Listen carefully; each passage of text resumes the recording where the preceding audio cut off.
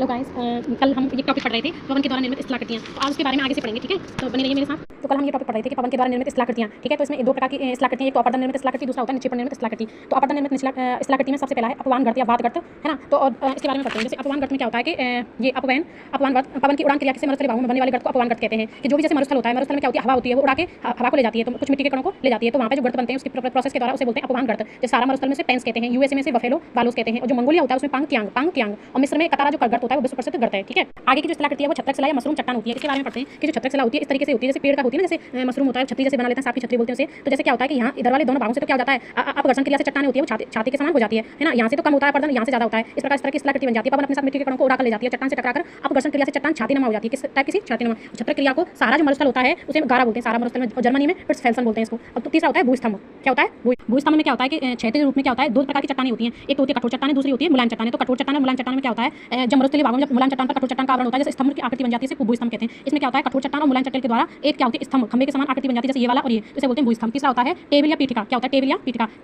भूस्तंभ के बीच में ये टेबल नुमा संरचना पाई जाती है, इसे टेबल या पीठिका कहते हैं। ये टेबल की आकृति की संरचना बन जाती है, ठीक है। तीसरा होता है आगे होता है फिफ्थ नंबर पे इन सिल्वर के वॉन हट, दीपावगिरी या द्वीपीय पर्वत भी कहते हैं, द्वीपीय पर्वत। इसमें क्या होता है कि इस तरीके से संरचना बन जाती है। इन सिल्वर वॉन हर्ट नाम के साइंटिस्ट ने इसके बारे में बताया था, इसलिए से वॉन हर्ट या ये होता है जैसे समुद्र में द्वीप होता है, तो द्वीप जैसे दिखता है पानी समुद्र में, उसी प्रकार इन सिल्वर होता है एक जर्मन भाषा का शब्द है जिसका अर्थ होता है पर्वतीय द्वीप या द्वीपीय पर्वत। वॉन हर्ट ने पवन की अपरदन क्रिया से शेष बचा हुआ पर्वतनुमा टीला ही इन सिल्वर कह रहा था, ठीक है। एल सी किंग महोदय ने इन सिल्वर का विकास किससे बना था, सागर सरिता पर्दन से बताया।